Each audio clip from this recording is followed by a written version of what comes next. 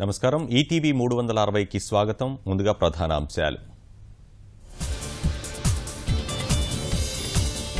ఒడిశాలో గుండెల్ని పిండేస్తున్న వరుస ఘటనలు. డ్రైవర్ క్రౌర్యంతో కుమార్తె దేహాన్ని మోసుకెళ్లిన తండ్రి. ఏ తలుపు తట్టినా విషాదమే, ఏ తల్లిని కదిపినా దుఃఖమే. పార్వతీపురం గిరిజన గూడేల్లో ప్రాణాలు తీస్తున్న విషజ్వరాలు.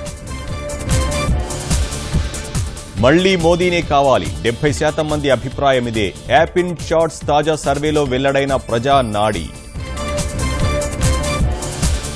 జీఎస్టీ వచ్చినా రాష్ట్రాల అభిప్రాయాలకు విలువనివ్వాలి. పన్ను రేటు 20 నుంచి 24% ఉండాలంటున్న రాష్ట్ర ప్రభుత్వం. వెంకయ్య చొరవతో నెల్లూరు జిల్లాలో మోడల్ కాలనీ. 4 నెలల్లోనే పూర్తయిన నిర్మాణం, నేడు ప్రారంభోత్సవం. దేవాదాయ శాఖ డిప్యూటీ కమిషనర్ లాకర్లలో డబ్బుల కట్టలు. ఇప్పటికే దాదాపు 90 లక్షలు స్వాధీనం చేసుకున్న ఏసీబీ. కాలుష్యం కోరల్లో చిక్కిన గుంటూరు ఛానల్. లక్షలాది మందికి వేలాది ఎకరాలకు అందుతున్నది కలుషిత నీళ్లే. మట్టి గణపతులనే పూజిద్దాం, పర్యావరణాన్ని పరిరక్షిద్దాం.